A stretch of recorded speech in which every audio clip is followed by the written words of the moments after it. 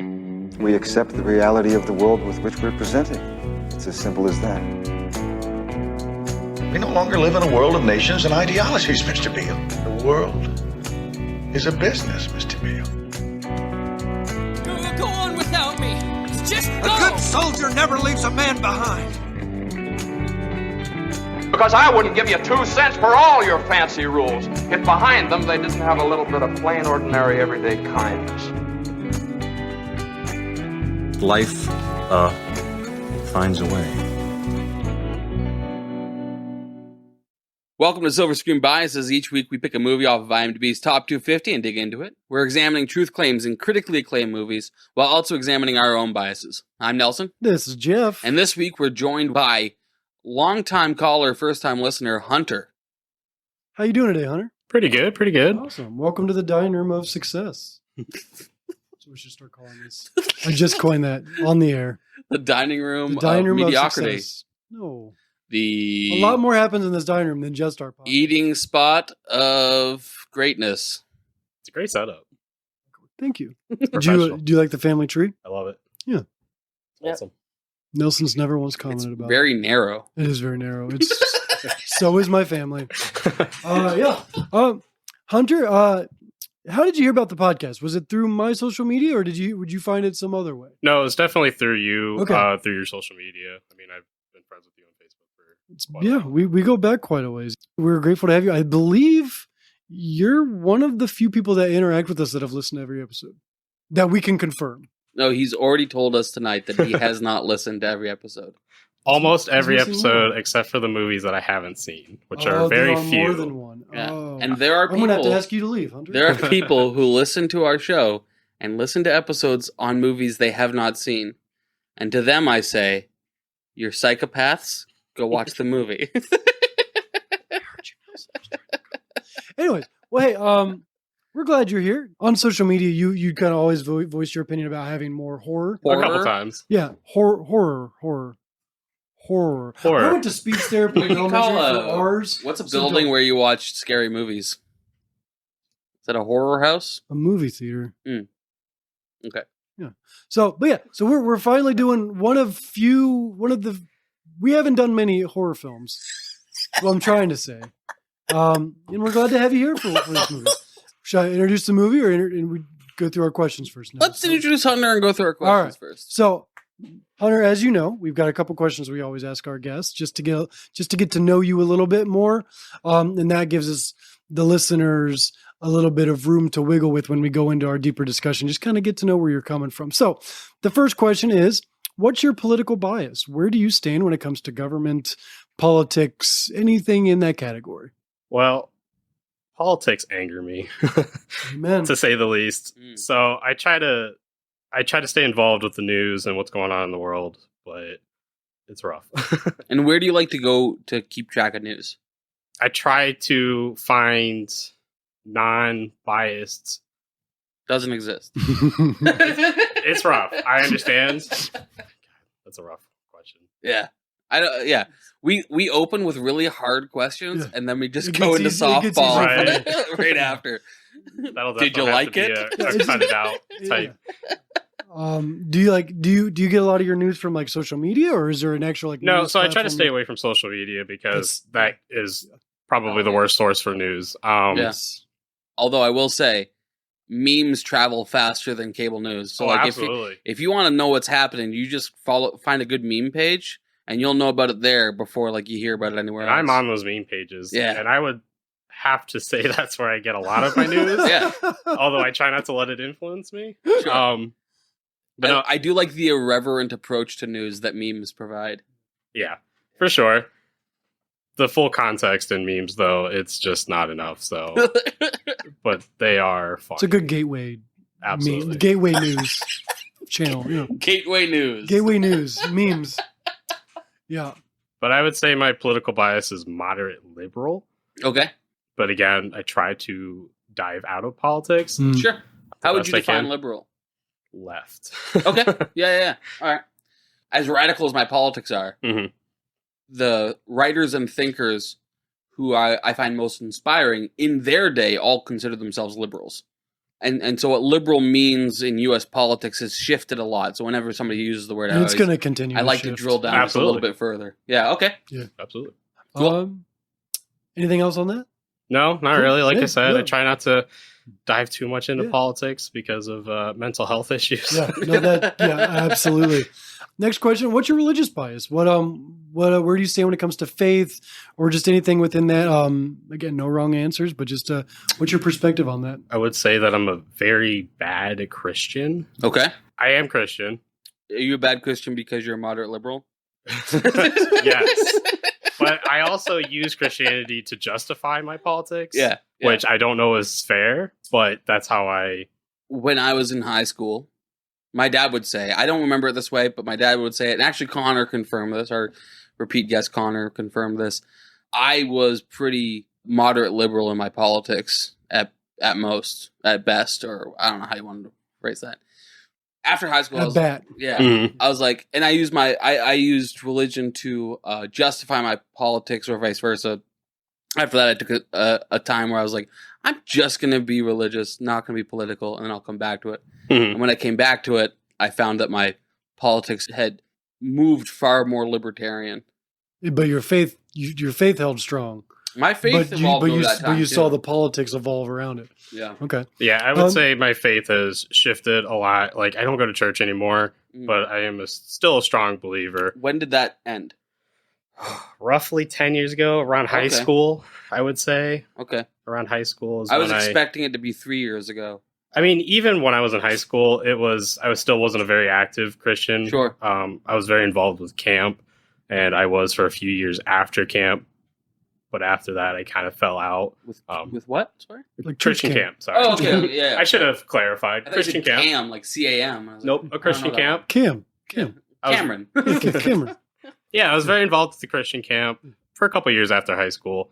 And then I think job just kind of got in the way. Yeah. I worked retail, which means Sundays and weekends, weird hours. Weird Hours Yankovic. Yeah. Yeah.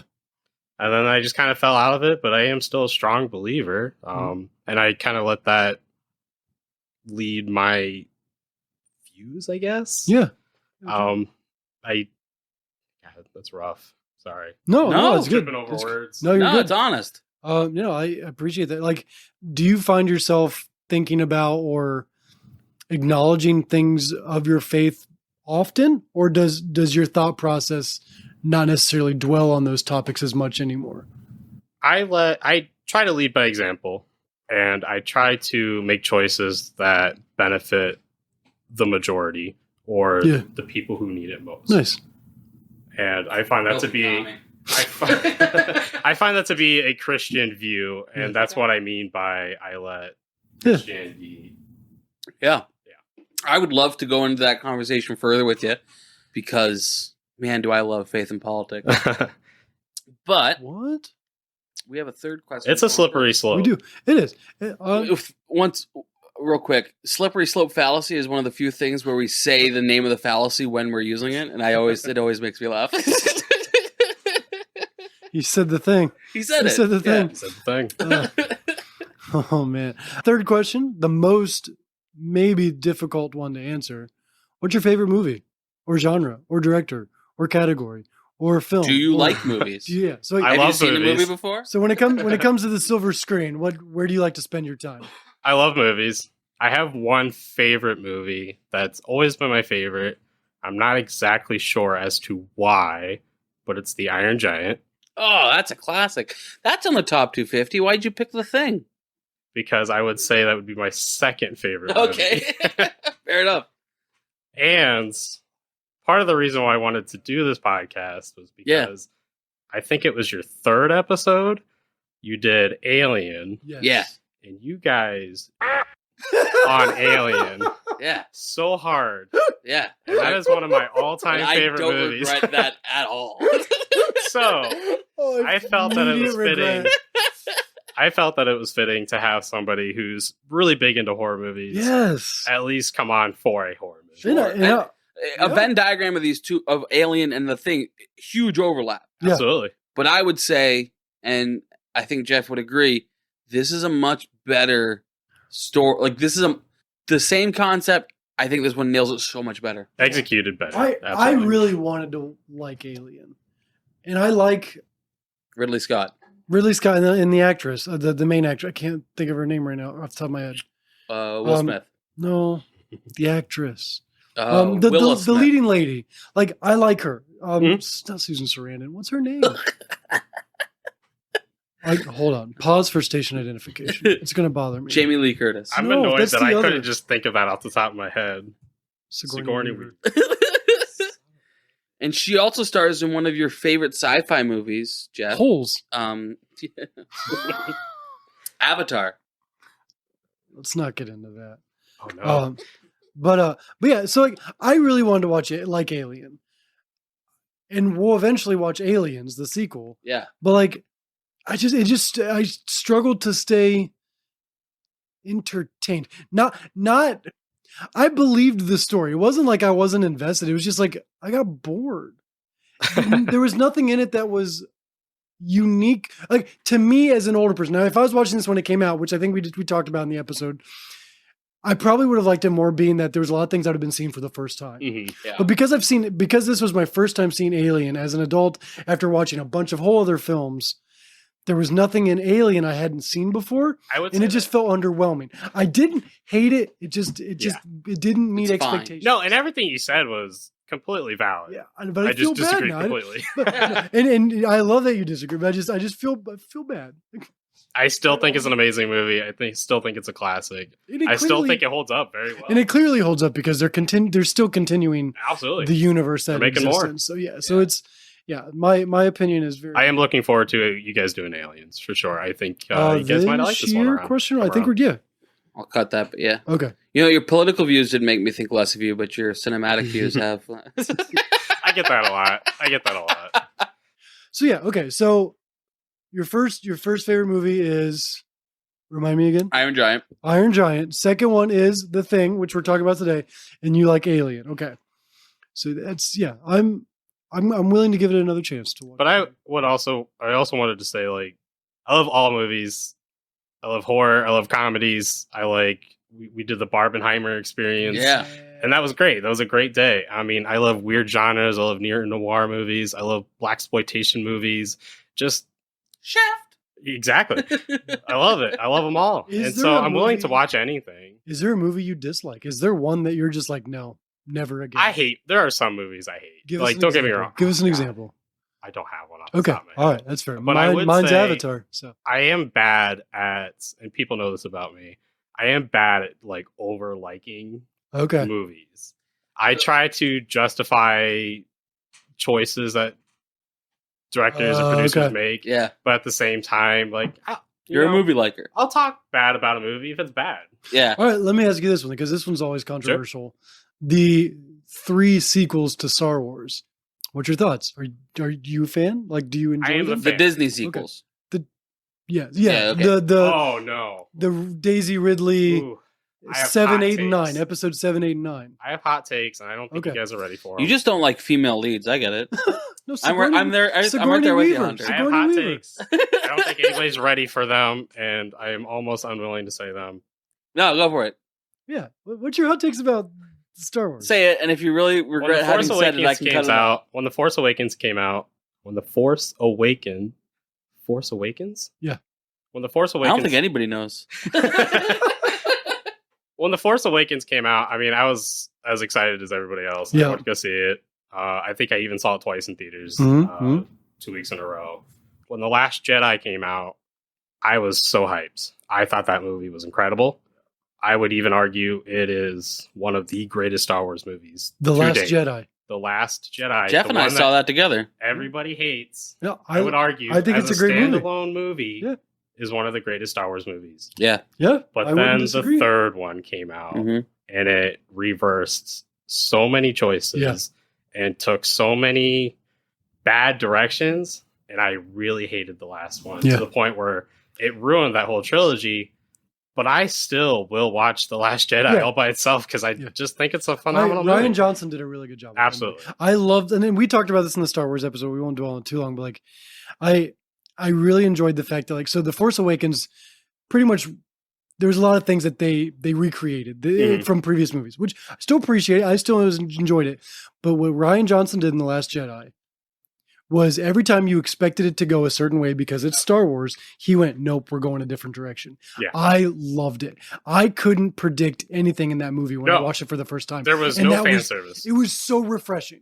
Well, It was so refreshing. and a big part of you're that. right, the third one comes along, which visually stunning, musically awesome, like still a good, entertaining movie. But when it comes to the storyline, it just dropped the ball. And ever since then, I've kind of been a lackluster Star Wars fan. But, you know, as per usual, I'm keeping up with all the stupid. Yeah, same here. Ahsoka, Disney August 23rd. Big fan, man. I love Star By the Wars. time this is out, it'll be out.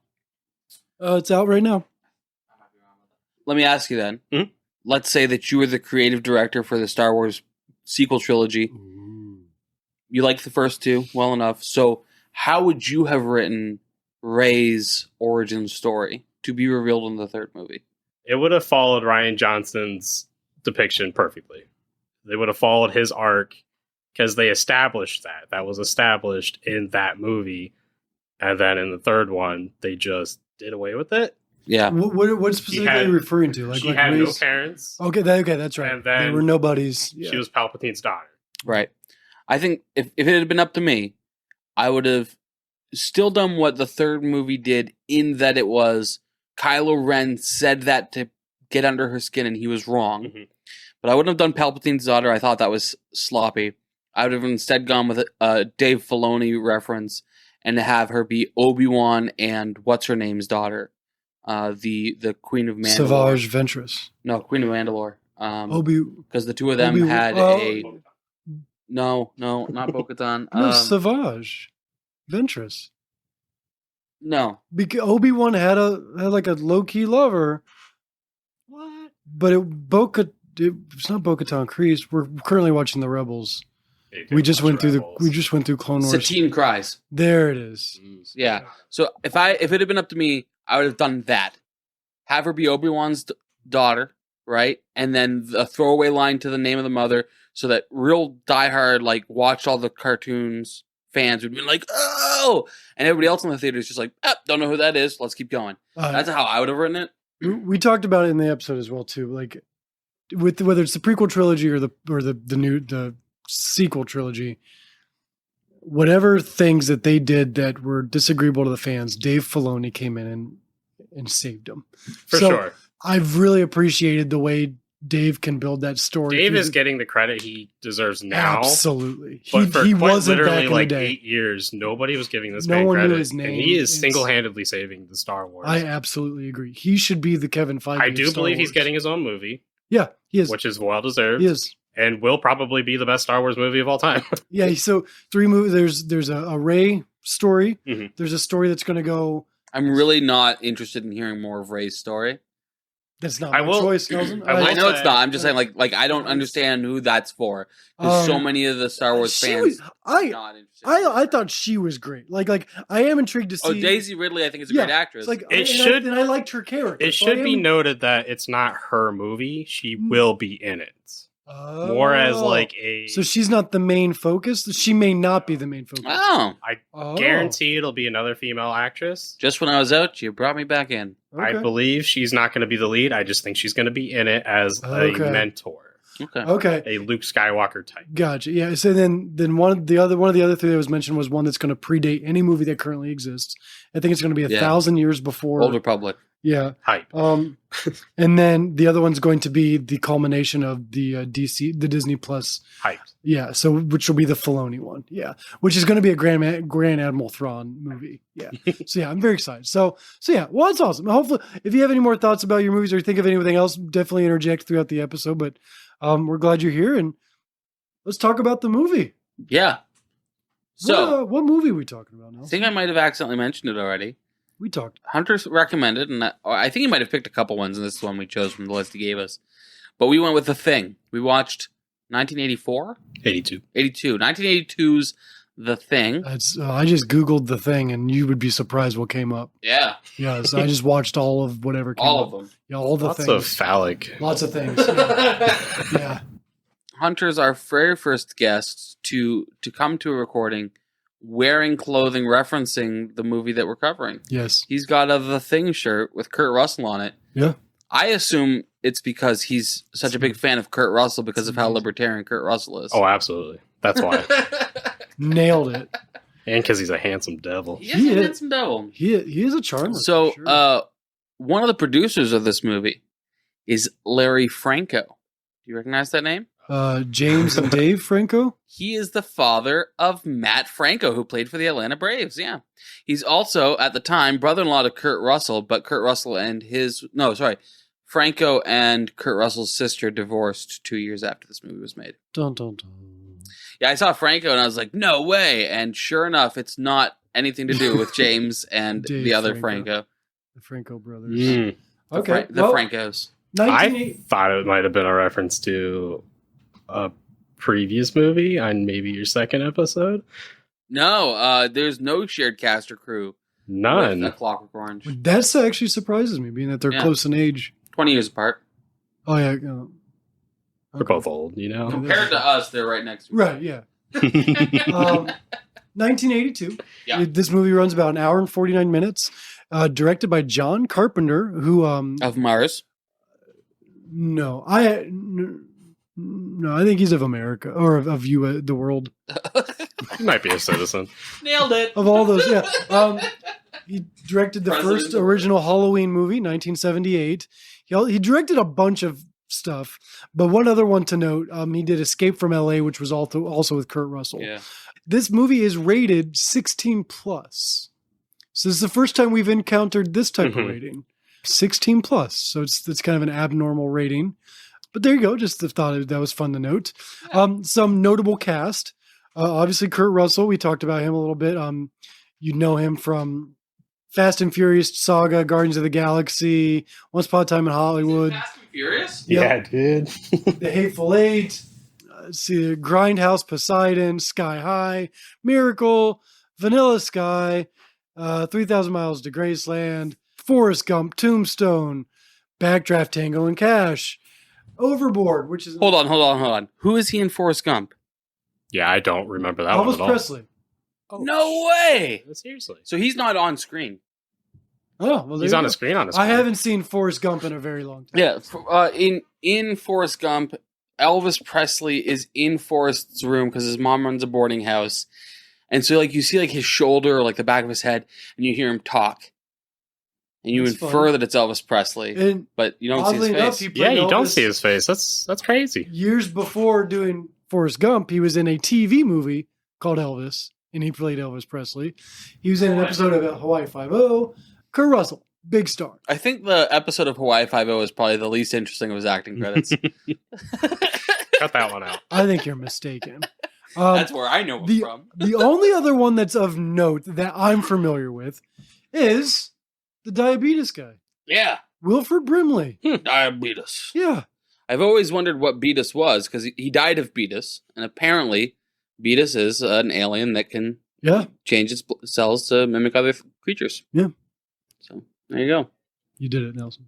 Yeah. I'm proud of you. And now insulin shots help protect you from aliens. Alien races. Not a sponsor. Yeah. Now, is there any other cast? Pfizer is not a sponsor. Is there any other cast or crew like that you guys recognize that from other things? But Yes. who you got? Keith David. Keith David. Why do I reckon? Of the two black men, he was one of them. Oh, He was the bald one. okay. He's the one that survives to the end. Okay. And Keith David has a lower Kevin Bacon score. Like, you know 6 Degrees of Kevin Bacon? Familiar. If it was 6 degrees of Keith David, it would actually be like 5 degrees of Keith David. Oh. Actors in Hollywood are more closely Bacon scored to Keith David than Kevin Bacon. So this guy's like everywhere in Hollywood, but you probably don't recognize him. You probably don't know his name.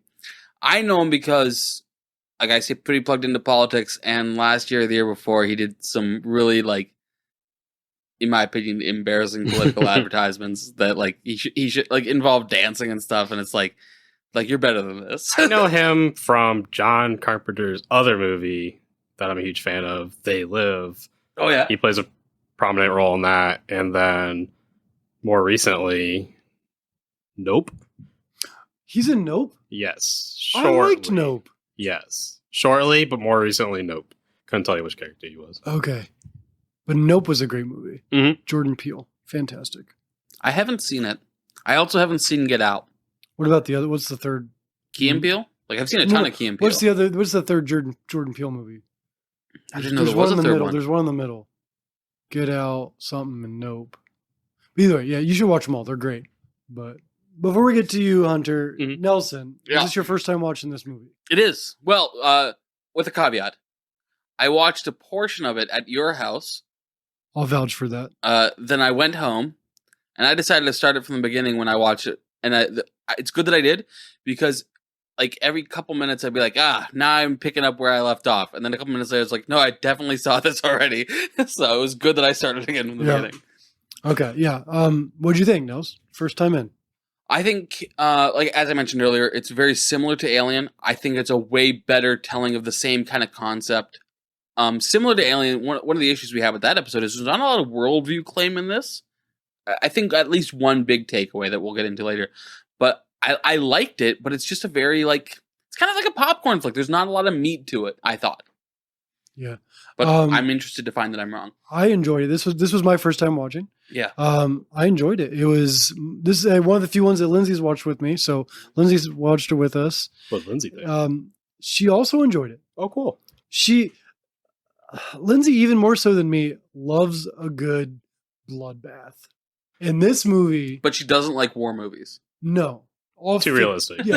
Yeah.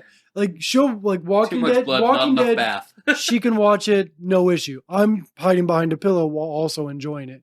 She can just like she gets the edge of the seat, not because she's scared her into the story, but she's like, that's so cool how they did that.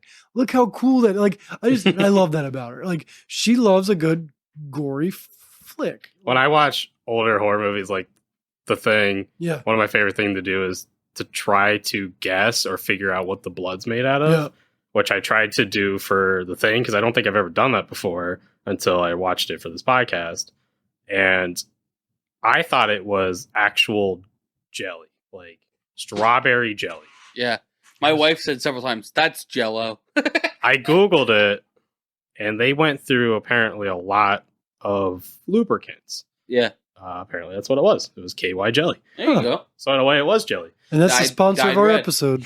Dyed red. Kentucky, slide on in. There we go. Yeah. Okay. Hunter, was this your first time watching this movie? No. Didn't think so. By a long shot. In fact, I believe this is the most watched movie I've ever seen in Okay. theaters.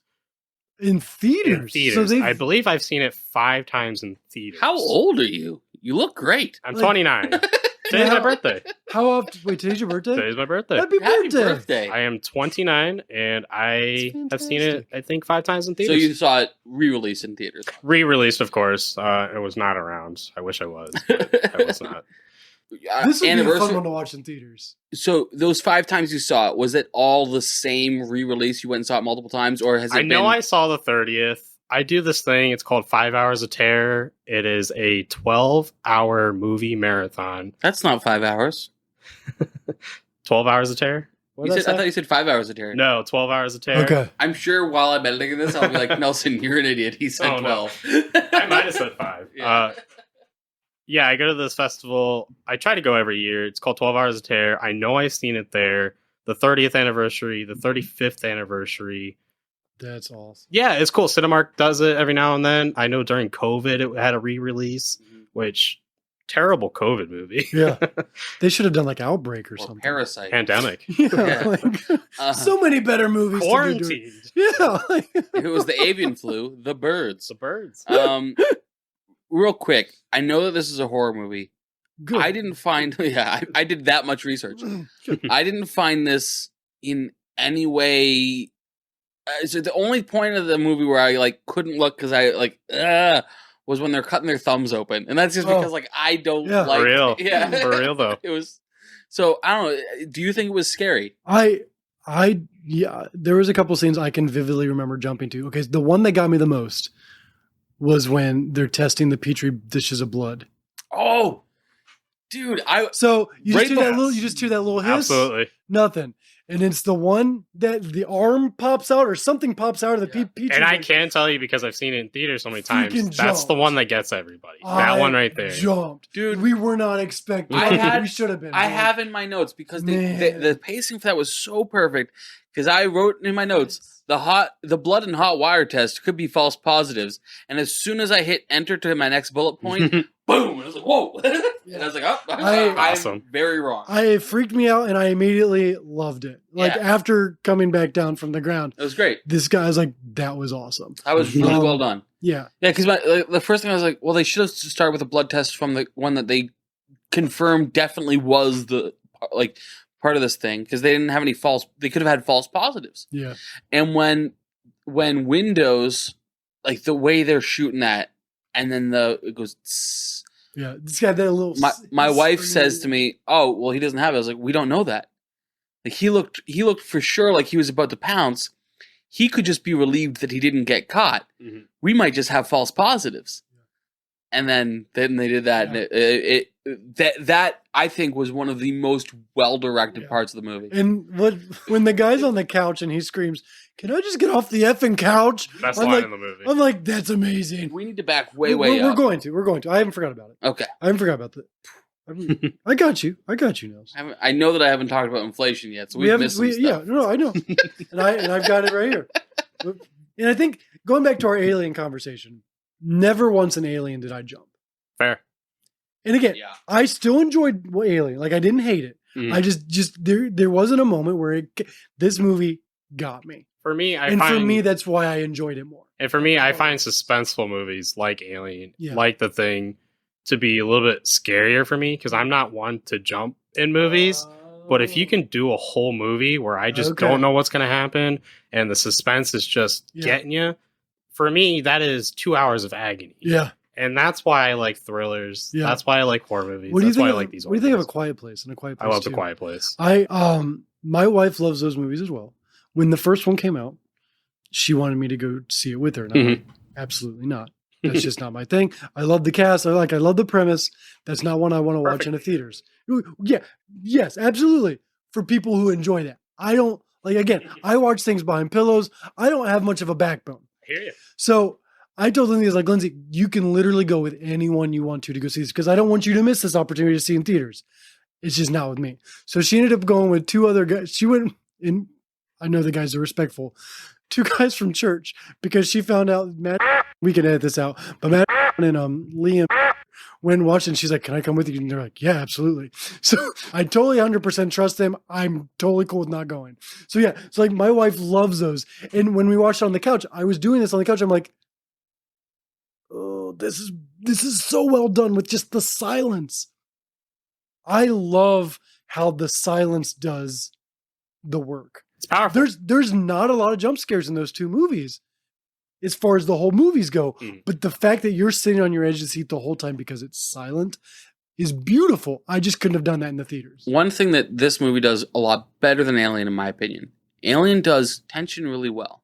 Yeah. This movie does paranoia really well. Like, Yeah. I would argue that's the whole point. Yeah, exactly. 100%. And we'll get into paranoia here in a little bit. But so before we do the deep dive, let's talk about the Tabletop stats about the movie here. Yeah. 8.2 Rookie card. Let's go. out of 10 on IMDb. Mhm. It's currently, as we record this episode, number 153 on the IMDb Top 250. It stands right now at 85% on the tomato meter and 92% in the audience. Mhm. What do you got for budget, Nels? Before budget, it debuted at 250 in September of 97. Wow, barely. So it's, yeah. So, I mean, as we've talked about before, IMDb Top 250 started in 1996. A year later, this pops up for a day. One day, it's on the IMDb Top 250 at 250. It didn't come back to the 250 until until October of 2005. By April of 2013, it reached its highest point to date, which was 145. And it's kind of hovered around there since then. But this was, for a long time, just shy of the top 250. Which is weird. Like, a lot of times we'll see, and we've talked about this before, the Shadow 100, and we'll talk about that more in future episodes. Shadow 100 are episodes that, like, hover just below the top 250, and they crack up every once in a while. And this was one of those for a long time. And then it it really earned its place. I don't know what happened in 2005, but it climbed the ranks. It's been on since 2005 then? Yeah. So one thing I wanted to talk about is why it didn't do too well when it came out. Sure. Yeah. Um, What you got? the big thing is E.T. also came out on the same day. Same day. Same day. Same day. Also, Oh, poor John Poltergeist. Carpenter. Poltergeist also came out on the same day. Didn't do as well as the thing. Oh, but that I gotta is interrupt you. Hold on. Poltergeist. My dad doesn't do scary movies. Yeah. And my mom loves to tell the story. They went and saw Poltergeist, Mhm. and when the pork chops crawling across the counter, my dad had to get up and leave. I want to correct that note. So, because I wanted to talk about the two. So, E.T. came out a couple weeks prior. Poltergeist was a couple weeks before. Blade Runner came out the same That day. was huge. Oh, Blade Ridley Runner. Scott. Blade Runner came out the same day. Both movies were met with, this is according to IMDb, both movies were met with unfavorable reactions by critics. Yeah. And they were beaten by the more positive E.T. that had been out a couple weeks before. I have So a- E.T. was already running. These two movies came out and just. You know what's stayed on the wild? radar. So Ridley Scott made Alien. Mhm. Then John Carpenter makes a thing which is very much Alien-esque. Mhm. Yeah. And then has to release it on the same day he's competing with the guy that directed the first one. Yeah. And then E.T. Yeah. And then, do we know what else was going on during that time? There was a pandemic around that time. Was it really? There was an AIDS pandemic. Yeah. So here's a movie Ah. about an alien that's infecting people, And nobody knows. and nobody knows who the alien is. It's a suspenseful movie about paranoia and distrust. Yeah. Around the same time that there's an AIDS pandemic, Yeah. and that was. Do you think that was part of John Carpenter's thinking in making this, or part of the reason why it didn't succeed? I don't think so, and here's why. Okay. The Thing is based off of a short film. Yeah. And a book. A novella. So it's based off of a novella that inspired, loosely adapted to The Thing Mhm. from Another World, but it's based off of John W. Campbell's Who Goes There. I think the poor man was just trying to make a movie Yeah. that came out at the bad time because he worked on this movie for so long. Yeah. And the AIDS pandemic kind of started around, 81? And Yeah. this came out in 82. You know, and you might know this, working for I don't think it was the NIH because I don't think it was titled that at the time, but this is where Anthony Fauci really cut his teeth, was with AIDS pandemic response. And he got everything wrong consistently. Mhm. And for a lot of people, they're like, this is going to be the end of his career. And as we know, sitting here today, that definitely wasn't the end of his career. We saw him through a couple other pandemics, actually. There's one that really gave him a reputation, but a couple other times where he kind of just got everything wrong, and it's weird, And I saw that referenced a lot during Yeah. COVID, Yeah. obviously about his... especially from the right. of course. But just like AIDS pandemic and just like COVID, there just wasn't enough information at the time. And when there was, things were constantly changing. Same thing with AIDS, same thing with COVID. So here's where I'd push back on that narrative. Mhm. There wasn't enough information, and yet there were people that got nearly all of it right, and those people were sidelined and silenced, and many of them even were experts in their field. And there was also a lot of homophobia going on at that time that pushed that narrative. Sure. Oh no, yeah, with both with AIDS, but more with Not with AIDS. COVID. Yeah, homophobia didn't play a whole lot in COVID, but it did with monkeypox. Absolutely. And it's just wild to me that I understand, and I actually used to say regularly, hey, we didn't know that much. This was evolving, and now I'm several years removed from COVID, and I look back and I'm like, no, I was wrong.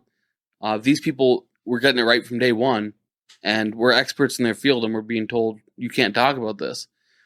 And that's something that I think that, regardless of what's going on, we need to be on guard for. Not just COVID, but also wars, also with finance, all with aliens, Which have now been confirmed.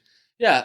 When people say trust the experts, the question then becomes, well, which experts? Because experts often disagree. Yeah. Right. So, And I disagree with those experts on aliens. which experts on aliens? There Come are, along. So when you say you disagree with the experts on aliens, are you saying that they don't exist, that they do exist, that they do exist, but the ones that we're talking about don't exist? I believe in aliens. They absolutely 100% exist. Okay. I don't. Based on what evidence? I'm sorry. I am messing with you. Go ahead. Well, I have a real answer for that. Okay. Fermi paradox? But I can't think of the word at the moment. I'm tripping over my own word. Statistics alone show us. The Fermi paradox. Statistics. I'm not familiar. So the Fermi paradox I don't remember what his credentials were. I think he's either an astrophysicist or a statistician. But basically, based on the amount of galaxies that we know exist and the amount of suns within those galaxies and planets within them and the amount of planets that are within the Goldilocks zone, it is exceedingly likely that intelligent life exists on at least one other planet. That's the Fermi paradox. Absolutely. There are very competent experts in their own fields who have contrary opinions to the Fermi paradox. So you disagree with those experts? I do. Okay. I just think statistically there has to be. Okay. However, there's one man with zero evidence testifying in court right now. In Congress, not just in court. Congress, yeah, no, testifying in Congress, saying that aliens are real. Now, and that he has conclusive evidence. With zero evidence. No, he has conclusive evidence. He just can't share it with the court. You just can't share it, which means he has and he's a government official. Yeah, allegedly. Trust the experts. I need more before I just start believing some people. And an alien is anything that's not of the world. So like an alien could even be just like a microorganism. It's like with that Jesus, man, I'm with telling that you. People from definition, Mexico, I'm not convinced. with that definition of alien, like there's absolutely, because if Mars had signs of life, it can't be the only planet that has had one time signs of life or has signs of life. So like, Absolutely. so yeah, like for me, an alien is any organism that can breed and duplicate. It could be a germ on another Literally, planet. and that's an alien. So That has a spaceship. Well, I absolutely specifically, this guy testifying before Congress Yeah. said that we have vehicles crashed on Earth that we've collected, and in those vehicles were life forms that weren't human. And I really hope he's correct. I would love for And- that to be correct. I don't think aliens are real, man. Okay. Like from the definition of an alien is anything that's not of this world. Yeah. So even organisms, bacteria, germs, you don't think any of that exists outside of our atmosphere? Oh, so if we're Because gonna that's an alien. Yeah, Any so- living so organism by that that's not definition, in our atmosphere. it's entirely possible. Do you believe in aliens that travel? No. Okay. So, for example, is it possible that there's migratory animals on other planets? Certainly. I think that's Mhm. entirely possible. I think that's incredibly unlikely. I think Nelson, you're showing your world privilege. Like it's I think it's just, very cocky of you to say that so we're the only planet that can travel. here's the deal, right? I mentioned that there's experts in their field who dissent from the Fermi paradox, and one of the big reasons for that is that we've learned a lot about space since Fermi had this theory. For me or for you? For us. Okay, for us. And Here. one of the big things that they've been consistently shocked to find is how unique Earth is. Mhm. Now, do we know about the Goldilocks zone of every single solar system in every galaxy in the known universe? Of course not. It's too much. It's trillions upon trillions. But we've yet to find anything that looks like it could support life. And I think, given that, I think that if anything could support life that could travel interstellarly, I think we'd have conclusive evidence by now. We may. It's just not Allegedly. revealed. Yeah. Yeah. Hey, while we're getting weird, thoughts on Sasquatch? I would love for that to be real too. No, for Like sure. Loch I'd Ness be- Monster would be awesome. I'd be more easily convinced on Sasquatch than aliens. Yeah, see, I'm not like at all sold on Sasquatch or Loch Ness. I really hope they're real. Yeah. I really do. It's But- fun to speculate. Yeah, absolutely. Yeah. And guess what? That's We've where I'm at gotten- on Sasquatch. It's And we've fun. gotten so many weird horror movies because of the Loch Ness Yeah. Monster and Sasquatch alone. Yeah. Like Harry and the Henderson. Absolutely. Terrifying. Great movie. Best one yet. It's a great Terrifying movie. All right, so we've talked on a lot of things. We have one more. We have to talk about budget still. Yeah, I'm sorry about that. There you go. 15 million in its day. Hunter, guesstimate, what % inflation since 1982? If you're wrong, you have to leave my house immediately. It's a I'm game. embarrassed High to even stakes. guess. You got to get within 10% of the I've inflation. never been able to get within 10%. It's got to be at least 100, right? At least 100. So 120%. 193% inflation Oh, wow. since Holy 1983. I wasn't even close. So it'd be 44 million to make today. That's very small. 10% of that budget was spent on creature effects. Mhm. Okay, I see. Yeah, Yeah. yeah. And the creature effects for this movie are Oh. so good. Out Glad of you this, think so. out of this Yeah. world. Well, and here's the thing: Alien. I think the creature effects in Alien are incredible as well. Yeah.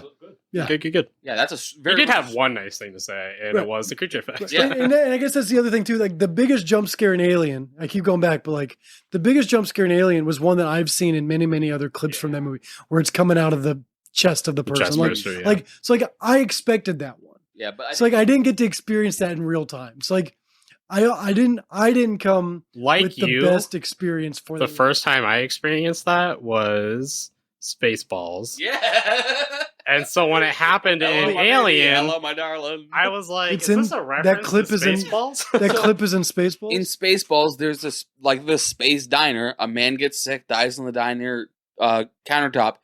The alien pops out and then does the dance routine from Looney Tunes with It's the been frog so with the top hat. long. That was my first experience with that, and then I experienced Alien much later, which I thought Alien was a reference to Spaceballs. I always do. So even though I saw Alien for the first time for this podcast, I knew Spaceballs was mocking it. It might have just been because I didn't watch Spaceballs till I was like 13 or 14. End of thought. We have finally made it through all the stats of this movie. Hooray! All right. So we've touched on a couple things briefly, but what's the first bias, message, worldview, the truth claim that stood out to you guys in this movie? I got two kind of minor ones here. First, Knowles keeps calling other people Bwana, which is a Swahili word for boss or master. I didn't pick up any kind of subtext in this of like racial tension. So I think really this just means like when I call my boss, right? Mhm. Like I don't think there's anything more to it than that. But I thought it was interesting that he was using the Swahili word for boss without having any kind of accent apart from like an urban black accent. Okay. I made note of one that Nelson, I hope that you can elaborate on, just I'd because I love think to. it's I hope to. I think it's funny, but I don't know enough about it. Okay. Palmer says they're falling out of the sky like flies. Government knows all about it. They practically own South America. I mean, they taught the Incas everything. Yeah. I nearly put this in my notes and didn't. I don't know what that means. So I'm so when glad he you put this says in. They practically own South America. So I'm hoping that's not a racial thing or something that No. aged poorly. It's so he represents in this character kind of like this wild conspiracy theorist, anti-establishment character. This what we call in the horror community the stoner character. That's right. And we see him smoking weed at one point. There's a big old doobie. This big Yeah. old fatty. Palmer's character, and here's something that's interesting too, is that in modern politics, we consider conspiracy theories to be a right-wing thing, but historically they've actually been more left-wing. Mhm. The CIA invented the term conspiracy theorist to discredit anybody with theories about why JFK died. That's documented. We know this. Mhm. Like they've said that they invented the term. So here's what he's talking about there. This goes back to like ancient aliens type thing where in the Mayan tradition, they didn't build the pyramids. The Mayans don't believe that they built the pyramids. They found them. And if you look at the average height of a Mayan person and you look at the size of the stairs, that kind of makes sense. Okay. Okay, they're short people. And I went to several pyramids when I was living in Guatemala. Small people, huge steps. For me, they're huge steps. Sure, people go. I love that song. It's so good. I know you do. Randy Newman. And then when he's talking about the Incas, okay, so that's further south still. We're into South America. Along the Amazon River, they found these stones that are, if you guys Google Inca stones, linked below, they had these very careful etching in them, showing all kinds of depictions, and they were buried so deep in the mud that they have this very specific varnish, patina, veneer, whatever you want to call them on it, that they've tried to recreate in a lab, and they've determined in order to get this, you have to be in the mud of the Amazon for thousands of years. And then to scale, we've got at least one of these pictures also represented in these plains, Planes, in Inca, in what was the Incan Empire, what we know was part of the territory of the Incan Empire. We found these things that, like, from the ground, you can't tell there's a drawing. Gotcha. But from the air, you can see that, like, so one of the Inca stones is a monkey. Mhm. And one of the Nazca plains is a perfect scale replica. I knew I asked the right guy. A perfect scale replica of this. So one of them is a monkey. One of them is what's called the astronaut. One of these stones depicts open heart surgery. Another one depicts dinosaurs being used as beasts of burden and pack animals. It's wild, wild stuff. Okay. So yeah, in the Mayan tradition, we discover this cities built by the gods. Gotcha. Okay. Now, to get even weirder, some people have the ancient aliens theory that aliens helped them build the pyramids, the pyramids throughout Central America, the pyramids in Latin America, the pyramids in Egypt, the pyramids in Thailand, the pyramids that are buried in the ocean, because we have a lot of them. And interestingly, the pyramids in Antarctica that are buried under a lot of sheets of ice and snow. Wait, for real? For real. Okay, so we, at the time this movie was made, didn't know that there were pyramids in Guatemala. Those were still buried in jungle. And we've actually just recently discovered that there's way more pyramids in Guatemala than we knew about. So that's what he's talking about. Okay. He's saying it's the aliens. My personal belief, and this is where things get weird. Weirder. So in the Bible, it talks about this global flood. I believe that was a literal global flood. I know a lot of... Not a regional wiping out of it. Okay. Or even just a story. Like I know a lot of... A flood of knowledge. I know a lot of devout Christians who don't believe that there was a literal flood or to believe it was a regional flood. One of the three sons of Noah went east. That's what it tells us.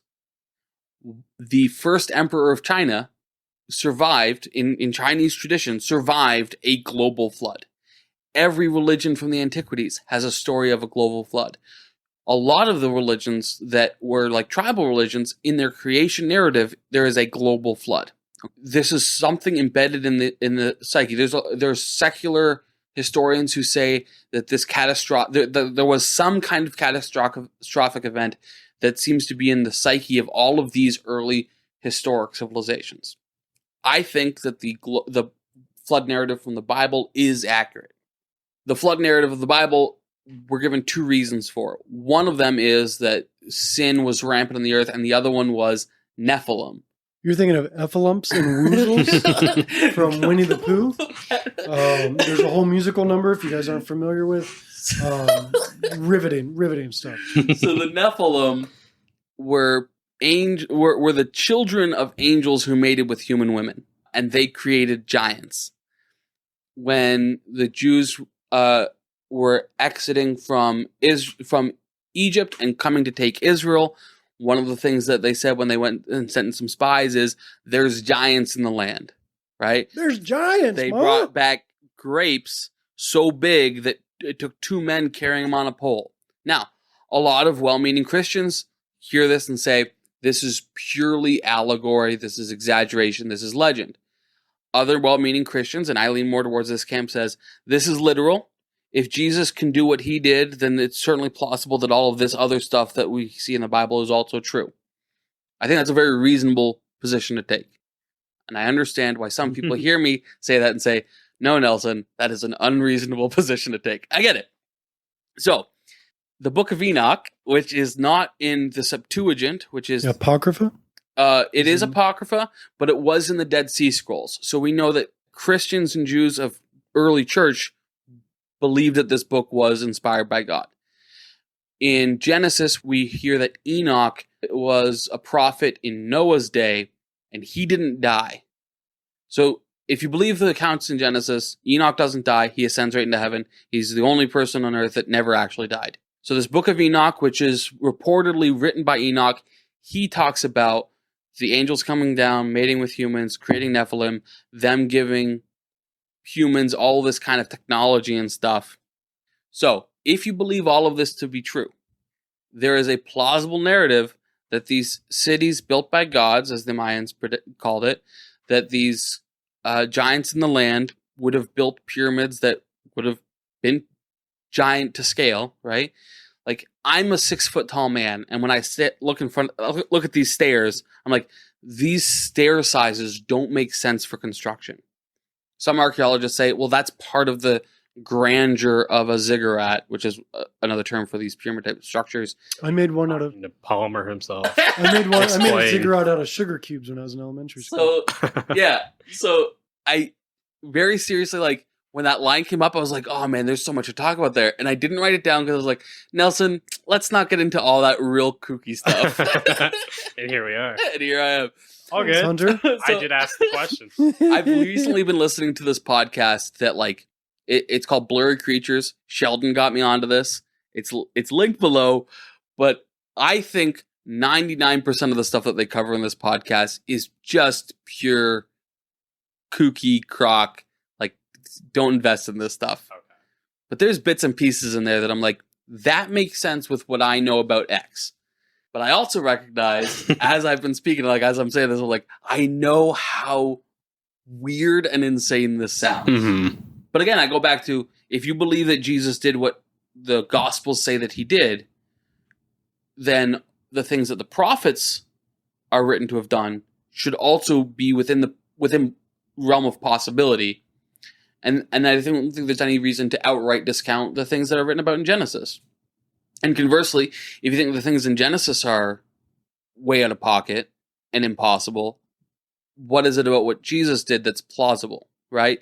In my opinion, if you believe any of it, you believe all of it. So now the Book of Enoch, I'm not convinced is inspired by God.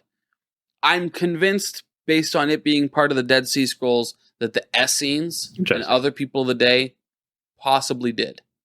And that's to answer your question of what did Palmer mean when he said that the government's aware of this and they're ruling South America. Hey, I got the answer I wanted. Yeah. I don't know how much or if any of that I'll cut. I missed all of that in the movie. And none of it's in the Like movie. I said, it's like talking to Palmer himself. He's just like stoned in the corner explaining it all to me. And I had no Every idea. Monday night, Hunter. I feel like I'm stranded Every Monday night. in Antarctica. You know, it's a nice Yeah. feeling. Yep. Yeah. Oh man. Okay. So Thanks, Hunter. okay. No.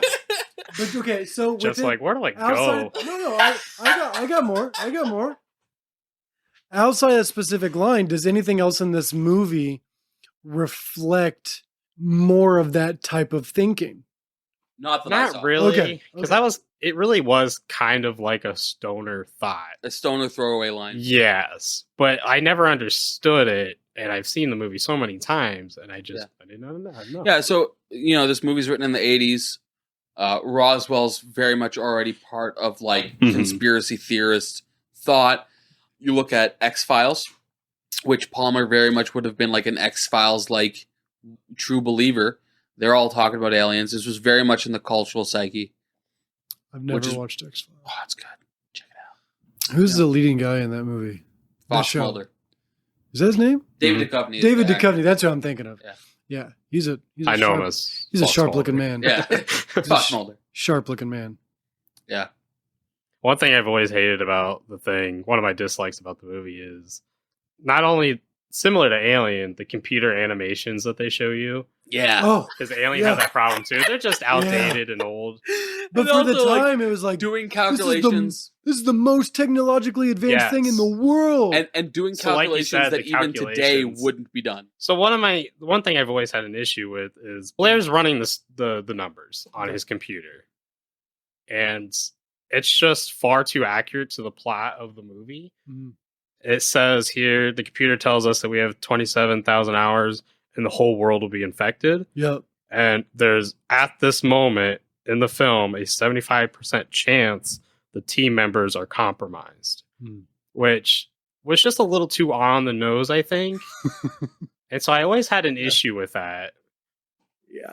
They didn't go around and about sort of way to like they just It just kind of shows us. here's the statistics. Yeah. No, And there was There's no illu- way that the computers of that day are making that calculation that fast. Exactly. So to that computers today accuracy. couldn't make it. And Certainly not that it that's removed some of the illusion, and it's like they were just trying to give you this immediate like urgency. It is very important to the Yeah, plot, though. it is. It very But much so. Just Because poorly this movie moves quick, Yeah, So my I love that dad- about it. and the way it goes from one to one, like it moves very quick. It's like you can see how this would expand if it did meet society. I'm trying to think, there's another movie that I'm trying to think of, like that kind of has the same plot of this idea of like they're trying to stop something from spreading, not necessarily in a disease type of mindset, but like I can't think of voice. Maybe it'll come to me later. But like McCarthyism, but trying to this- stop communism from spreading. that's exactly what I was thinking. I don't want to watch that movie. I don't either. What movie is this? So McCarthy was a senator who led a witch What hunt. movie are you referring to? I'm not. I was just A making a made joke. up movie. Oh, okay, gotcha. Yeah. If it was a movie, I'm not No, he watching just it. he's leading a witch hunt against political enemies. Gotcha. Okay.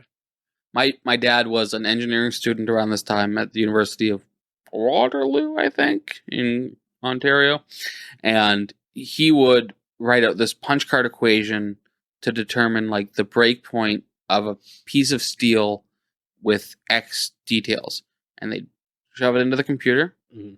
and then they'd come back 4 hours later for an answer. Yeah. There's no way. On a floppy disk. I don't think even floppy disk. I think Oh, it was no. a printout. Like Like People- the paper that's folded that has like Yeah. the tear sides. Yeah. I don't- love those. people, especially our age, Bring them back. For real. people Like, our age have no concept for how rapidly technology is advanced in the lifetime of our parents. Some would call it a problem. And I think it's great. I think it's great too.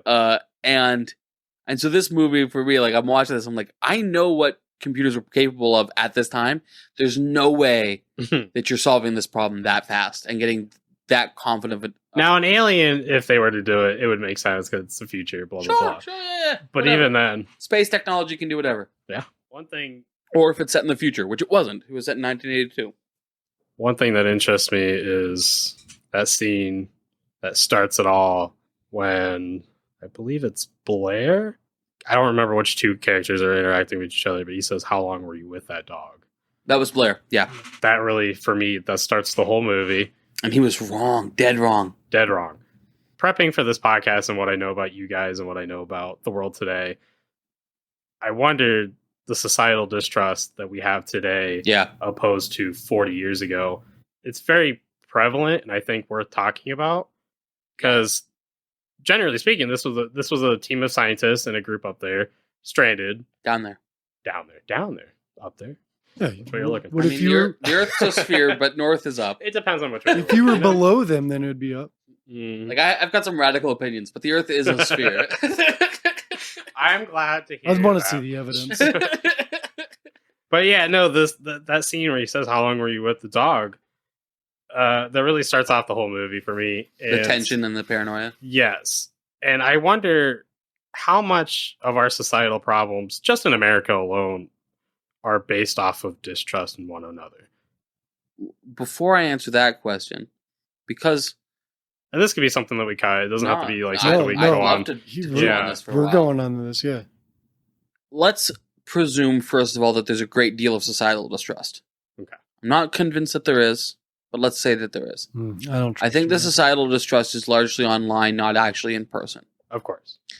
Who do you think, and again, big collectivist generalities, which I tend to shy away from, do you think the right is more distrustful of the left than the left is of the right? I think it's equal at this You think point. it's equal? If anything, the left is more distrustful of the right. I think the right is more I would trustful. lean that way as well. I think As somebody from the left, I think the right is more trustful of a stranger than are you familiar with Jimmy Dore? Okay, so he is a What about Jimmy Window?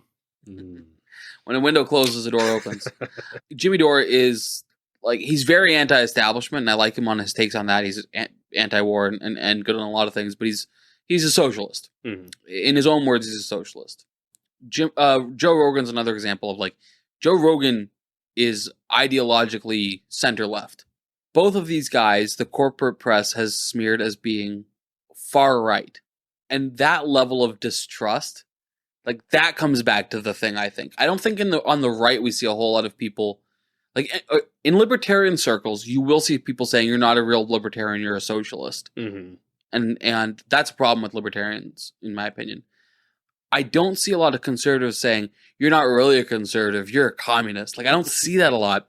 I do see a lot on the left, though, people saying, you're a far-right extremist to people who, like, want socialized healthcare. And, like, that's not far-right. It's definitely unfair. Yeah. But I would say, like, And I'm not Not saying that compared this is to the way the- you are. I'm just saying Yeah. these are broad brush strokes what I see. but when I say societal distrust, I mean, like, compared to, like, the 60s to 2023. That's what I'm talking about and how much of that causes our modern day issues. Because whether it is online, that stuff does transfer to outside. Sure. Yeah. My day-to-day job is I'm a political canvasser. Mm-hmm. Hell of a job. I love it. I don't envy you one bit. That sounds like something. That sounds like hell to me. The only people that envy me are people that also would love it, which is like nobody. So most you both do that. Right? Most of the time, no, he's not. No. I'm a barista. Usually, when I tell people I'm a political canvasser, people are like, "Oh, why?" I was like, yeah. And honestly, I'm just like, I'm shocked that anybody would pay me to do this. That was my reaction to it. So I was knocking in a very left area. Mm-hmm. In more balanced or right-wing areas, people are a little quicker to open doors. There is also a strong correlation between affluence and political ideology. Affluent areas tend to be more left. Mm-hmm. And so it's entirely possible that they're just like at work or work from home and not answering. I mean, I literally told my partner this last week that I wanted a sign for the door that said, "No solicitors. Solicitors will be sacrificed to the new gods." One of my favorites is "No trespassing. Trespassers will be prostituted." Yes. Or something along those lines. So, I mean, I fully agree. Yeah. Like, I don't care for it. And here's the thing, too. Like, Republicans are very loath to answer political canvassers because one of their political strategies in 2016, which really paid off, was we don't answer political canvassers so that the polls don't reflect what's actually going to happen. And then in 2020, they didn't do that, and it really bit them. And in 2022, we were expecting this red wave, which didn't happen. And that's again because they were overly confident answering political canvassers. And so I've run into a bit of issues with that recently. But in this very blue area, occasionally I'd have right-wing people answer the door, and it was very hushed tones when they were saying what their opinion is, because they're worried about like political crucifixion in their neighborhoods, not literal crucifixion. Oh no, of course, but ostracization and all that. I think that ideological homogeneity is beneficial for a community. Okay, it doesn't scale. Could you elaborate on that? I can. So ideological, like the values and ideas and the way you think the world should work and all that stuff. Yes. And then homogeneity means things are mostly similar.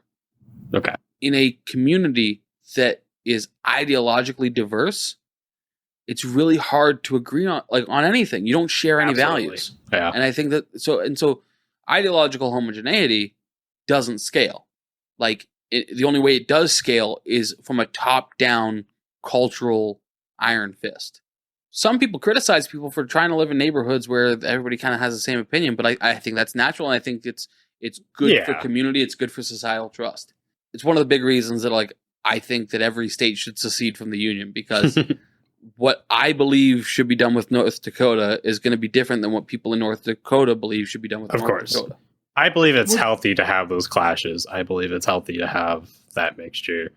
Well, and here's the other thing too. Like the other side of that is that adversity breeds strength. Mm-hmm. You can't be strong without adversity. Of course, right? If you sit on the couch all day, you're not going to be. You can't. You're not going to lift. Challenge right? the status quo if there's no diversity. Right. Or, So friction is good, but it's not good for societal distrust. If you think societal distrust is a problem, having a lack of ideological homogeneity will give you societal distrust. Of course. So, which, like I told you guys before, but I'll say it again. Like, I don't agree with a lot of stuff that's said on this podcast, but I love. Except for what I say, you agree with everything I say. Of course, of course. I love to get that input. Just Jeff. Which is the same reation why I listen to or read takes from the left and the right. We don't got time for that. He's going to be our next Alex guest. Jones? No. Stop. We don't have have time Mike for Jones? that. Yeah. Spike Jones. Oh, we like Spike Jones here. Jones Soda. Well, hold on. Which Spike Jones? Spike Jones, the black director, or Spike Jones, the 1940s comedy musician? Unfamiliar with the comedy musician. I have a preference. I'm interested. Between the two, I have a preference. I'm interested in the comedy musician now. All right. Yeah. So I'm sorry. You were saying. No, you're good. That was pretty much the end of it. Yeah. I just like to get an intake from both sides. Do you think societal distrust is a net positive or net negative? I think it's a net negative for sure. And I think it's a problem. Without having ideological diversity and that constant friction, what other solutions do you think there might be to that societal distrust? I think it's important to take in information from both sides. And I think it's important to listen to both sides. Mm-hmm. But at the end of the day, I believe in voting. I believe in a democracy where one vote equals one person. You're about to set Nelson off. I know. I had a feeling. I would. So I could go. I would recommend and challenge you to read Hans Hermann Hoppe's book, Democracy, the God That Failed. I was really hoping it was like named something with other H's. Hans Hermann Hoppe's Heartless Hardy book. That'd have been. It's really originally written in German, translated to English. It's not an easy read, but if selling if it's an audiobook, I'll check it out. It is. Yeah, Hans Hermann Hoppe's Democracy, the God That Failed. I will send it to you, Hunter. narrated by James Cameron.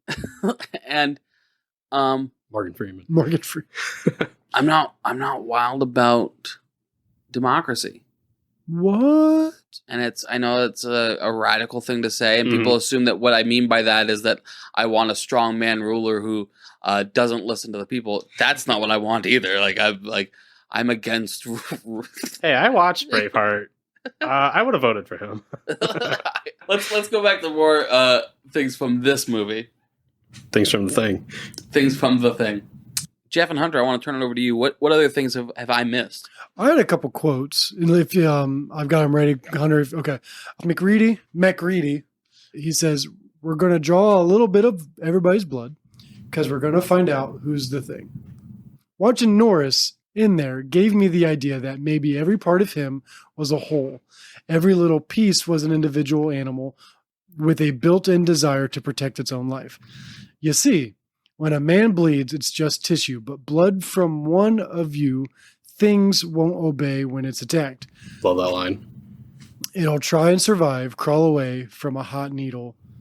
We've talked about this a little bit, but this is one of the notes I had. I just want to specifically bring that quote in, which I butchered trying to quote verbatim. But this line kind of set up that very suspenseful moment of testing the blood and stuff, the cutting of the thumbs, which was, like any non-fictional gore is what I struggle with. Body horror is a very popular genre. I can't do the Saw movies. I can't do the Hostel movies because there's nothing science fiction about what's happening. What about Human Centipede?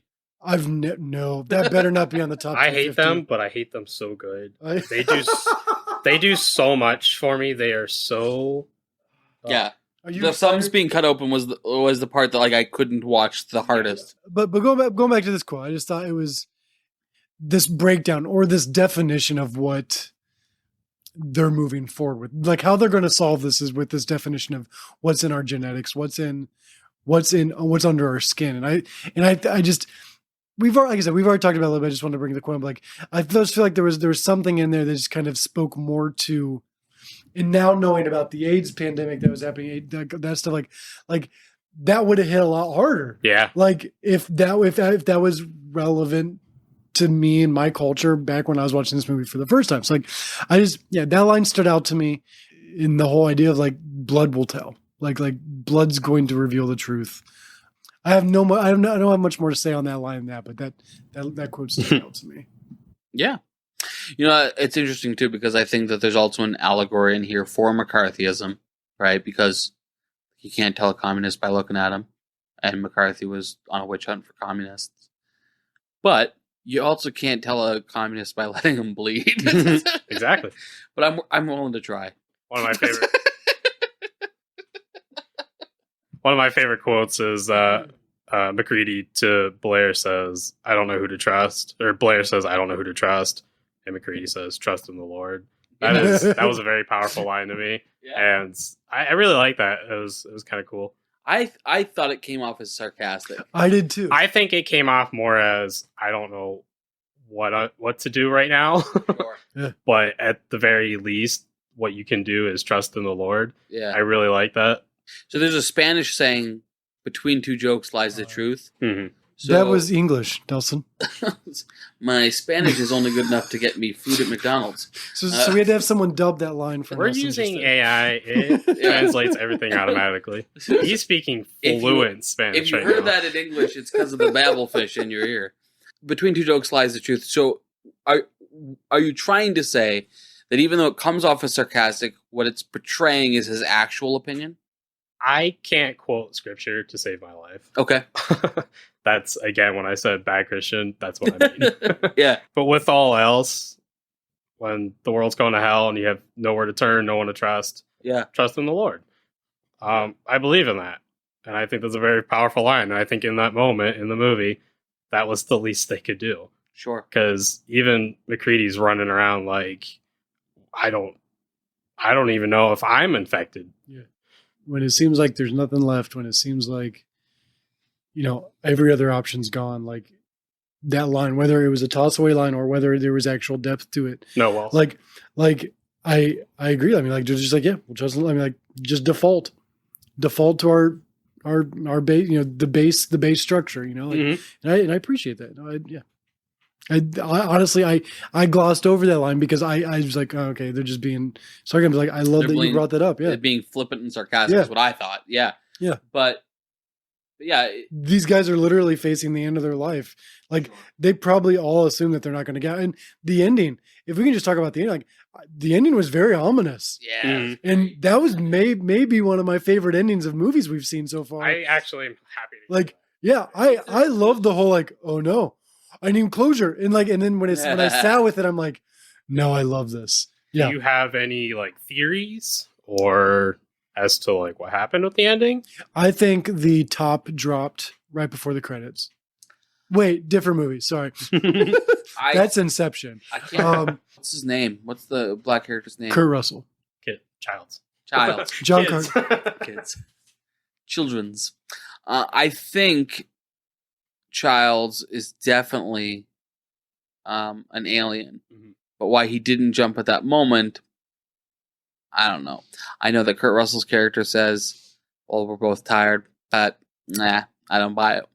So I think right after credits roll, he dies. Right. And there's no wrong answers. That's Right. why I love it. Did they ever do a direct sequel to this? I know they remade it. So the 2012 version Right. is actually the other Outpost, the Norwegian Outpost. So it's a prequel. So this movie literally picks up. That movie ends with the dog running. Yeah. This movie picks up with the dog running. That's So, wild. so that I will go 2011, watch that then. it's like Please, it's a good movie. Is it? that. It's not as good. Is it still John Carpenter? But like, so it's a period piece. Like, so they did it like it was back in the 80s. Like, Yeah, it's a prequel. Is that's it in Norwegian? amazing. No. Oh, Is now it dubbed or sub? They found a way around it with like mostly English cast, and I think there's a line in there. Accents? It's been a while. I did not pick up. I watched the trailer of this, the prequel. Now, like, I watched the trailer of it. I never once picked up on that it was in the same. I actually very much want to go watch this now. Yeah, I hope that you do. It's still a good movie. It That's gets a lot of fun. crap, but I think in its later years, it's got quite a cult following. It's still got some cool practical effects. It's That's still awesome. really fun. My one last big takeaway. I think that there's a undertone within this movie that I don't think the movie is trying to make, but I think is there, of utilitarianism versus principles. So, for example, Creedy kills Clark as Clark attacks him with a scalpel, and as the viewer, you suspect that Clark is in fact an alien, and then you find out that he's not, but you don't find out for several minutes. But there's still this point of like, yeah, well, he did the right thing, right? And then of course by torching the whole place, they're doing the right thing, and innocent people are getting killed, but they're doing the right thing. But that's really very much a utilitarian argument. Yeah. Now, you said earlier the greatest good for the most people, which is also somewhat utilitarian as an argument. Do you find the way that utilitarianism is kind of portrayed in this movie as convincing, or do you think that it leaves something to be desired? I think it leaves something to be desired. Okay.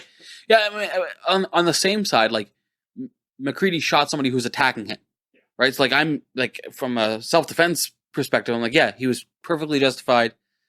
I don't think that's a hot take either. Right. I don't think. Like, it's not like it was a lynch mob, Mhm. right? It's not like, oh, clear, like, we all know that you are, and so we're going to kill you, and without evidence. No. So that aspect, I do find interesting. There is a certain amount of utilitarianism in this movie. For example, when they lock away, what's his name? Wilford Brimley. Diabetes. They lock him out in the shed, and then when they come back, he's been corrupted. Yeah. Right? Doc. Is it Doc? Blair. Blair. Because there's Doc, and then there's Blair. Because Doc gets killed in the scene right before Clark gets killed. Mm-hmm. So yeah, locking up Blair the way they did, that was very utilitarian. Punishing one person to protect everybody, despite not having the full evidence, purely on conjecture, because he's damaging property and stuff. There's sure. The utilitarian argument here is a very rational and easy one to make. Where utilitarianism gets a little bit shadier is things like, for example, when the Soviet Union took all the grain away from the Ukrainians and said the rest of the USSR needs this, and that anybody that wasn't dying of starvation, they were like, well, clearly you're stealing food from the people that need it more, and then murder them in the streets. Yeah. It's called the Holodomor, and it's a genocide bigger than the Holocaust, and a lot of people don't know about it. But that's a utilitarian argument. Like, it comes from the same... Which, ironically, I learned from Vice News, of all places. Good information can come from anywhere. Of course. Right? So, good on Vice News for talking about that, because a lot of people won't. That also is a utilitarian argument, right? Stalin was flat out wrong, right? And what he did was obviously evil, but it was utilitarian. It was for the greater good. The greater good. Yeah, I was about to say Hot Fuzz, right? Hot Fuzz is the most great utilitarian argument ever. For the children. Oh, you should. You haven't seen I know Hot Fuzz? I've seen it, but to see it with like adult eyes, like that's kind of, I love to rewatch movies. WandaVision paid homage to that. In WandaVision, so in Hot Fuzz, there's that line. The greater good. For the greater good. In WandaVision, there was that kind of line. There's this whole running little theme of the next generation, the children. Yeah. You could argue that's this whole movie, because they all knew early on that they were going to die. Yeah. That none of them were going to make it out. I would say more that they feared that they would. Yeah. But there is a line in there where they're like, towards the ends, where they're just like, we're not making it at this point. The number one objective is to kill the thing. Yeah. I think McCready was already there when he had the TNT. Yes. He was already at the point of... They had already destroyed... The alien had already destroyed everything, and then they destroyed the rest. I'm pretty sure, even before that, when Kurt Russell's character saw the Norwegian base, I think that's when he probably realized, he's like, we're dealing with something way worse. Yeah. Like, and the fact that we're out here in the middle of nowhere... Like, so I think for Kurt's character, at least, that was the nail in the coffin of like, no one made it out. And that dog, like the guy chasing the dog now, makes a lot more sense. Like, yeah. So I just seen one whole base disappear. Earlier, I had said utilitarianism versus principles, and that's a really unfair framing. Yeah, how dare you? Because people who are utilitarian, like that's their principle. Can either of you help me find a better word to contrast with utilitarianism? No. I struggle with the word. Well, then I guess utilitarian. I understand. But just know he tried. Listen. This part's going to be edited out because I don't want spoilers for Hot Fuzz. But you said you've seen it once before. Yes. And it's utilitarianism at an absurd degree. And I like those movies because it really makes you like, you're like, on one hand they're right, but on the other hand, like, are they? Well, yes and no, because like on one hand they're doing things for the greater good. They're pruning, like. But meanwhile, we just got 45 minutes with character development with these guys, and so it's really hard to make that decision. From my political biases, the greater good is never a justification. Are you familiar? I don't remember what movie we talked about this with. Gone with the Wind. Actually, no, I think this was On the Waterfront, which you didn't watch, and so you didn't listen to. Spoiler alert. And so He's on the waterfront. I don't think you've heard us talk about this. Are you familiar with Immanuel Kant's categorical imperative? Basically, in the simplest language possible, it's moral for you to do it if it would also be moral and acceptable in your eyes for everyone to do this. So, for example, murder. If it was acceptable for everyone to murder on whim, then it would be acceptable for you to do it. Or theft, or what have you. And that's where the greater good logic completely dissolves, in my opinion. Interesting. Because when the state says, hey, we're going to kill people that we dislike, that are problematic for us. Well, is it acceptable for everybody to do that? No. Yeah. Okay, well then it's not okay for you to do it. No, I see what you're saying. So I like and that. I think the greater good under The greater that, good. thank you, under that lens, I think really fails. Okay. And I don't think I have anything else to say on that. And that's all I got to say about that. One day we will cover that movie. We will. I look forward to that. Shall we get into wrap-up questions? We shall. Would you recommend this movie? Hunter, Yeah, absolutely. I tell everybody. I would. I would too. It was a fun watch. That's awesome. Strictly like not even for some of the things we talked about, which I think were great topics. It's just a very entertaining movie. 40 years later. Yeah. Yeah. Yeah. Huh? Yeah. I guess. 39 years. Technically. Well, no, I guess it could be for depending on what time of the year it came out. Yeah. My 40th anniversary Blu-ray set at home says Oh. otherwise. Well, you've already It's 2023 and it came out in 2022. 22. That's right. I was thinking it was 83. I was thinking Yeah, This is okay, not okay. a math podcast. No. Yeah. I lower your Never expectations do on math my live numbers. on air. That's what they always Yeah. say. Okay, yeah, I agree. It's a fun watch. Would you change the rating? It's currently rated 16 plus. I would make this PG-13 today. You would back off a little bit. Yeah, I don't think this needs to be rated R. I disagree. I'm actually a fan of the 16 plus. I think that's a cool rating. 16 plus is effectively rated R today. Right. It's very gory for a PG-13 movie. I would. It's argue not even the rated R. language. I would probably lean towards the other way. Not You know because what? like I showed a bunch of 13-year-olds Gremlins. It was the first time they'd ever seen it. And with the amount that affected them, you're probably right. Mhm. Granted, Because it's Gremlins not- is way campier than this. yeah, it's not visual effects to 2023 standards, but there is a lot of gore. I believe this is a rated R movie. Yeah. Yeah, I you're would probably right. I would absolutely I agree. like the idea of showing this to 13-year-olds. We'll break that down in therapy. Nelson and I are starting couples Nelson, therapy. stop showing things to 13-year-olds. That'd be a fun segment for our. Letter home to the parents. Apparently, Nelson showed the thing to 13-year-olds. What thing? We're The thing. gonna start a bonus The segment. thing. We're gonna start a bonus segment for Nelson and Jeff. We're gonna do couples therapy, and this will come up. But yeah, I think it should be rated R, which it pretty much is. Rated R is what 17 and up, and this is 16 plus. So yeah, Yeah. it's, Effectively the same. has it aged well? I think the practical effects have aged better than most practical effects of the time. I think at this point, looking at these practical effects, they feel campy. Yeah, But I think that campiness in its own is a fun thing. So I think it's aged well, both because of and in spite of the practical. The movie effects. takes place in the 80s. It was made in the 80s. Yeah.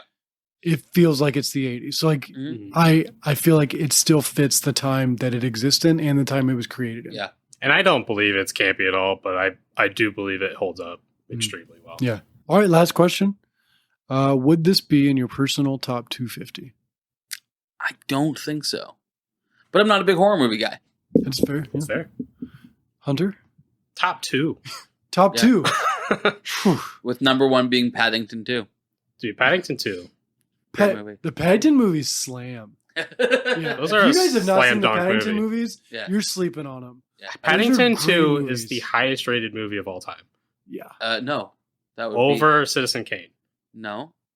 At least at one point in time it was. No. Number 1 on the IMDb Top 250, which is No, an no. objective... You're following IMDb. He's talking about Rotten Tomatoes. No, this is an objective list and infallible. Would be Shawshank Redemption. Paddington 2 was, I think, might still be in the top 250.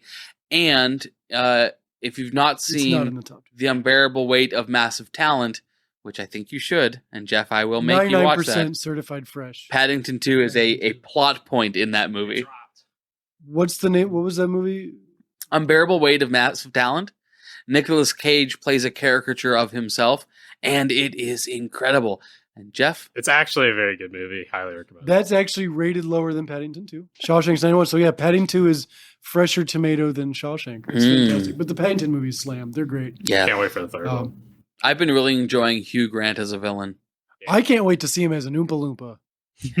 So excited for that. That might be the only thing I'm excited for. I'm told that I'm ableist for being excited about that, and I don't care. Timothy Chalamet's quirky. I think he'll do well for a young Willy Wonka. I think it'll be a fine movie. Yeah, I don't think it's going to be bad. It's going to be visually stunning. Like it's going to be a beautifully shot movie. I think I'm going to want to go home and watch the original. I like the Johnny Depp one for reasons we've talked in other episodes. Where like the Johnny Depp one was true to the book. Mm-hmm. The Timothy Chalamet one's going to be true to the storyline that the So as I said, I just moved here. I haven't had internet for a month. Oh my! So I've just been rewatching movies that I either haven't seen or own and haven't seen, just because I own a bunch of movies. And the newest Willy Wonka movie with Johnny Depp, I haven't seen it, so I watched it the other day. It's an okay movie, pretty good. It's good. I actively dislike it. I liked it. It was fine. It's a great movie. But every once in a while, when I have gum in my mouth, I do in my own head. I'm like chewing all day long. I think. I have one final question because I know that was our last one, but I have one more. Well, this movie shares no cast and crew with The Clockwork Orange. So, what thematic similarities did you notice between this movie and The Clockwork Orange? Hunter. I don't know that there is any. I don't know if there is any. Let's see what ChatGPT says. Oh no. I did watch that movie. The unofficial co-host of the show. What'd you think of Clockwork Orange? I think I paused it 15 minutes in after the second scene and was concerned about what I was getting myself into. Yeah. And what I did was I did something I've never done before, and I read the synopsis of the film that I was watching, and I was like, oh, okay, so this is where the movie's going. Let me hit play. And I actually really liked it. I don't think I'll ever watch it again. Sure. And that was kind of our consensus. Like, we appreciated the message it was conveying, but there was a lot of things in that movie that they could have done without, which made it unwatchable for the entertainment value, not for the message value. And that was one thing, like, we keep talking about it because it's ingrained. It did something that stuck with us. That's a but big like, movie. We'll never watch it again. That's a big movie in the horror community, and I was surprised it took me so long to get around to it. Yeah. And I'm not sure really as to why. I understand that it's just violent and it's a little gruesome, but I still don't understand why it's so popular in the horror community. So ChatGPT spat out a handful of answers, gave me 6 actually with breakdowns, and I think the first 5 are unconvincing. So the first one, isolation and paranoia. I think that's not terribly true of A Clockwork Orange. I don't think so.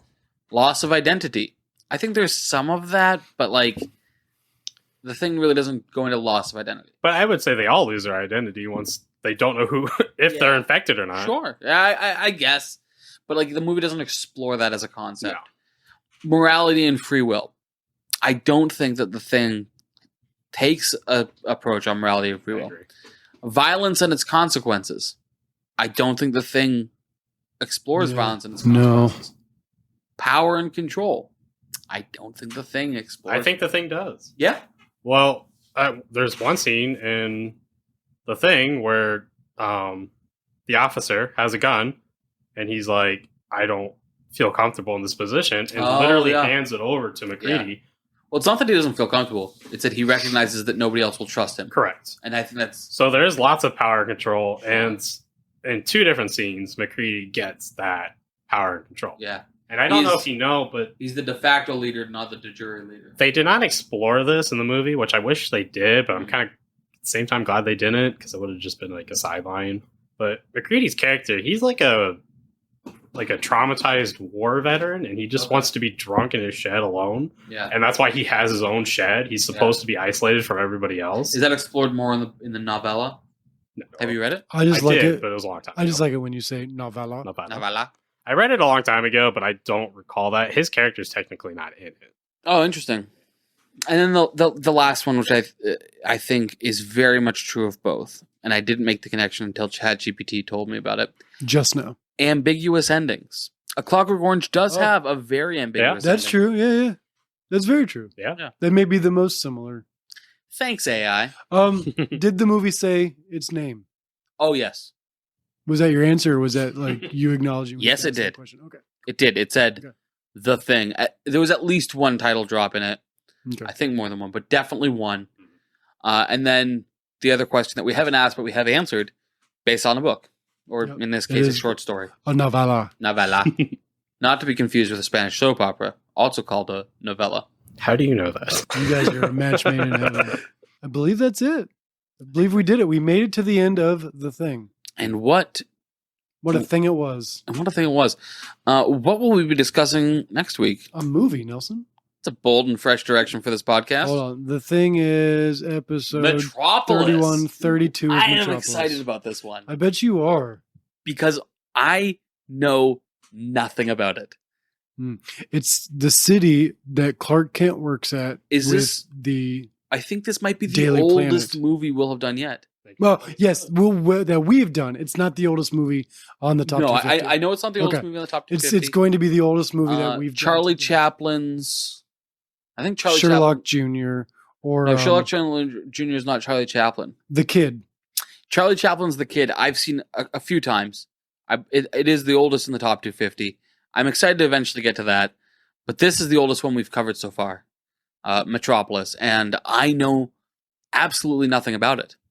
And that's exciting. It looks beautiful. Yeah. Just from these screenshots alone, it looks like a beautiful movie. Yeah. It's a long one, 2.5 hours, which is not normal I of its guess- time.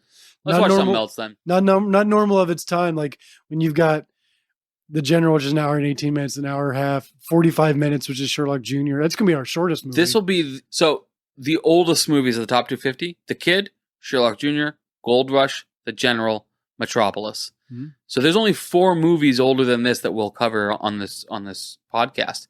And I'm really excited to dive into this one. Yeah, I'll be there too. Well, Hunter, you've been wonderful. And there's plenty of more horror on our list. So maybe we'll have you back. This has been great. Is there anything you'd like to plug, or would you like to say something to the people, or do you have any final thoughts? Nope. Easy enough. Love it. Keep watching movies. Yeah, absolutely. Remember to spay and neuter all of your siblings. Okay, bye. I'll be right back. All right. Got to go spay and neuter my siblings real quick. Yeah. Well, check out our Amazon links. If you'd love to support us, it's as easy as just buying something from Amazon. And once you've clicked on one of our links, we'd love that. And that helps us keep us going. We have some big things planned coming up. So thanks for listening, and enjoy. Whatever you're doing right now, enjoy it. I normally listen to this at work, so I don't enjoy it. Wah, wah, wah. Glad that we can be a diversion in your day. Oh my god, you are. For sure. Where do you work? Thanks for listening. We had a great time putting this together for you. To join the conversation, find us on Facebook and Instagram at Silver Screen Biases. And on Twitter at Screen Biases. We believe in value for value, so if you found value in our show, we ask you to consider supporting us. Links to our social media and support can be found in the show notes.